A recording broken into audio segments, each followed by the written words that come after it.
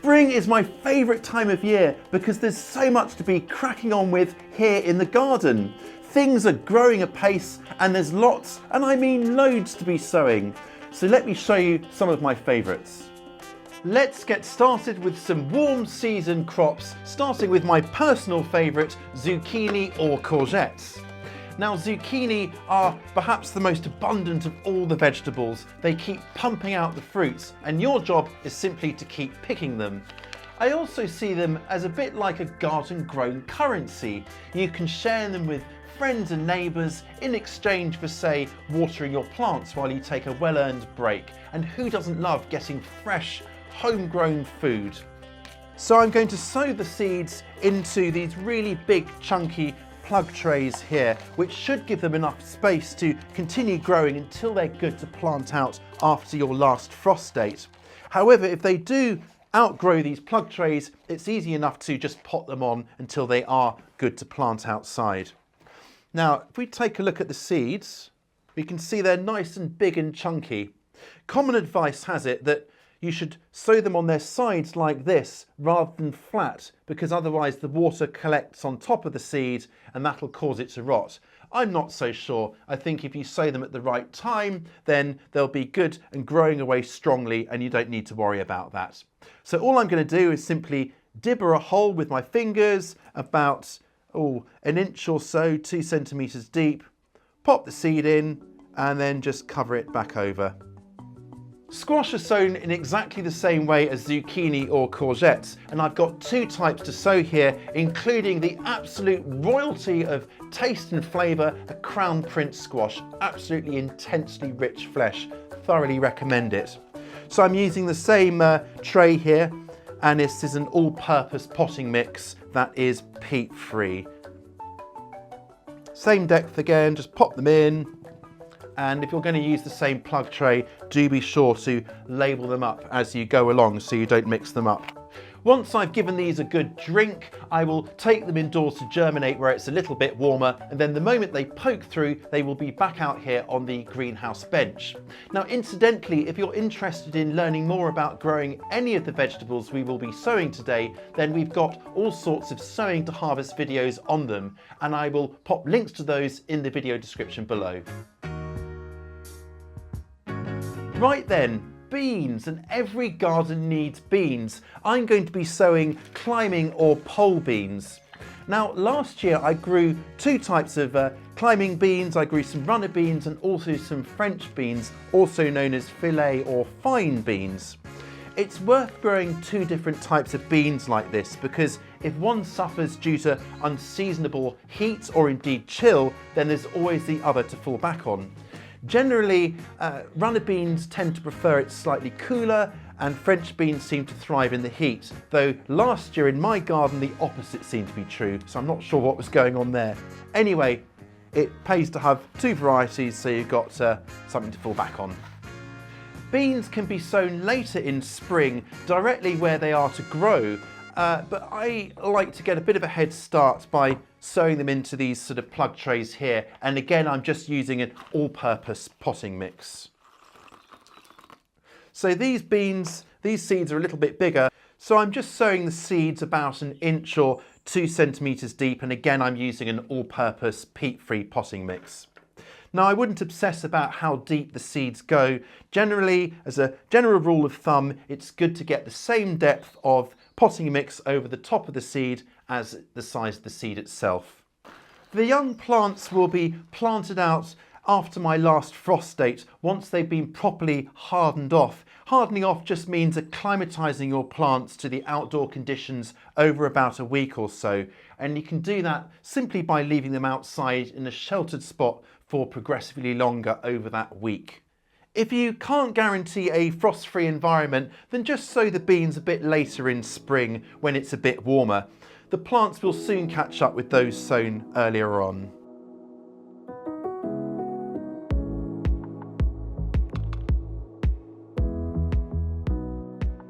There is nothing like a freshly picked cob of sweet corn to get the mouth salivating. Absolute bliss. Corn is also planted after your last frost.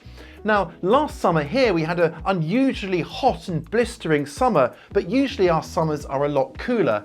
And if you've got cooler summers too, then make sure you pick a variety suited for shorter summers, like these beauties here.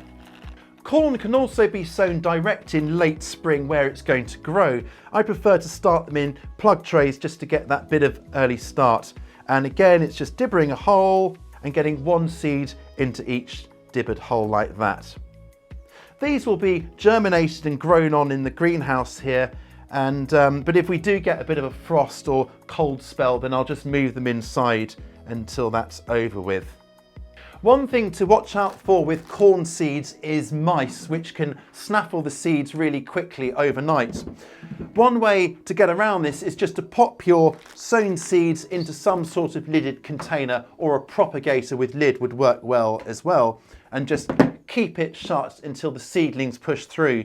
And actually this will create a nice humid and slightly warmer atmosphere as well, which will help those corn seeds to germinate. Starting off in plug trays or pots is great earlier on in the season to get a bit of a head start. It also means you can overlap crops, so that while one is finishing off in the ground, the other can be started off in the wings, ready to come in its place. So for example, I will be planting out kale in the summer to follow on from the carrots I'm about to sow now. But some crops are best sown direct where they are to grow, especially those with an edible taproot, which might be easily damaged if they were to be transplanted. Carrots are one of those vegetables that's best sown direct, and sowing them is intensely satisfying. So I'm just going to mark out some shallow drills or rows about a centimetre or half an inch deep. And now for the seeds. These are really, really tiny, so it's best to go very slowly and carefully when sowing them. And I'm going to sow them so there's about a seed dropping every quarter inch or half centimetre. Of course, it's very hard to get that perfect sowing rate. So once they're up, they will be thinned out in stages to leave one about every centimetre or so apart. And now over here, I'm going to be sowing some parsnips. Now parsnips can be really slow to germinate in cold soil, so there's little point trying to get too far in advance. If the soil is too cold, just wait another week or two. So how do you know if it's warm enough to sow? Well, the traditional advice is to just sit on the soil in your bare bottom, and if it's comfortable to do so, you're good to go. But seeing as this is a family show, we won't be doing that. Yeah, I reckon we're good to go. Again, I'm just going to mark out 2 rows here about a foot or 30 centimetres apart. And then parsnip seeds are a little bit bigger, so it's much easier to space them apart. And I'm putting one about every centimetre or half inch. That's what we're aiming for. And you can see here, it's a lot easier to space them out. It's worth taking a bit of time sowing in rows. It just saves time later on thinning these seedlings out, so you get the spacing bang on straight away. Parsnips can take up to 4 weeks to germinate, and they often keep me on tenterhooks waiting for them to appear. So one little tip for you is to sow something really fast growing in between the parsnip seeds, and that way it'll mark out the row well in advance. So I'm sowing radishes in between here, and these will appear within sort of 3 to 7 days actually, marking out the rows so I can then weed amongst them. Now, of course, the radishes will be out long before the parsnips need the extra space, so they're not going to get in the way, but they will help mark out the row. And now I'm just cover the row back over. Once the radishes are gone, then the parsnips will have the room to grow, and then those in turn will be thinned out to leave one seedling every 6 inches or 15 centimetres. And now just finishing off with a really good water to set everything on its way. Now parsnips may be slow to germinate, but it's a really resilient and low fuss crop, so definitely worth growing. By the way, if you are looking for gardening inspiration, don't miss out on our next video when I'll be starting a new growing area from scratch and sharing some beautifully simple but effective ideas for growing vegetables in pots. Do make sure you are subscribed and have turned on notifications so you don't miss out. Take a look at these beauties here. They are broccoli, specifically summer cropping broccoli or calabrese. These are getting on for planting out size. I love broccoli because once you've harvested these spears, you actually get a second crop of smaller spears, which gives you a harvesting period of about a month. Broccoli, however, is a firm favourite in my family, so I'm going to go on and make another sowing now. I prefer to sow broccoli into pots, and then once they've germinated, they'll be transferred into their own plugs. And then just cover them over with a little bit of more of the potting mix. Now, broccoli germinates really fast, and then once they've grown on and they're ready to plant out, they go in under some insect mesh or fine netting to keep the butterflies off and prevent them from laying their eggs and gobbling up the leaves. And if you'd like to know more on that, then do look at our Sowing to Harvest guide to broccoli. Celery is one of those vegetables like onions and carrots that finds its way into so many recipes, a really useful vegetable to grow. It used to be a right old nuisance to grow though, mainly because you had to plant it into trenches and then bank the soil up against the stems as they grew to get them nice and crisp and pale in a process called blanching. Thankfully, many modern varieties are self-blanching, so you don't need to do all of that.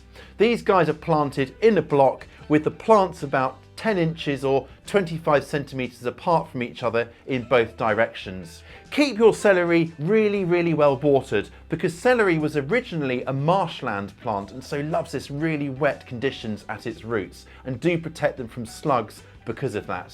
Have a look at their seeds. They're impossibly tiny, really are. So they don't actually need to be covered, just sow them onto the top of a pre-wetted potting mix. And I'm using a seed starting mix because of its finer particle size. So I'm just going to take a meagre pinch of seeds and then just scatter them as evenly as possible over the surface like that. And then to coax the seeds along, I'm just going to cover the pot with some clear plastic held in place like that. And then this will stay in place until the seedlings push through. And once they do, I will carefully transfer them one seedling into each plug.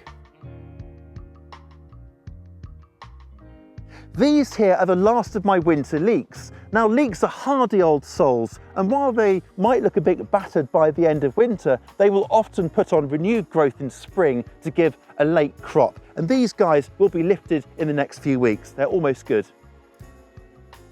Well, as the last of this winter's leeks are lifted, it's time to sow this year's leeks. The idea is that by midsummer we'll have young plants to dig up and plant into dibbered holes, and by that stage they should be approaching pencil thickness and around 8 inches or 20 centimetres tall. Now you can sow them into a pot like this to just grow in an out of the way corner to then break apart and plant up, or you can sow them in an out of the way corner. I'm just going to make 2 rows here about 6 inches or 15 centimetres apart, and just sow the seeds, aiming for about 1 seed every ½ inch or 1 centimetre. So I'll give these a good water and then grow them on, and they'll be transplanted in midsummer. It's certainly a busy time of year, but I wouldn't have it any other way. Now tell me, what are you sowing this spring? Let me know in the comments below. And once you're done, why not have a rustle around in our Sowing to Harvest guides? There's everything there from beans to zucchini and everything in between. I'll catch you next time.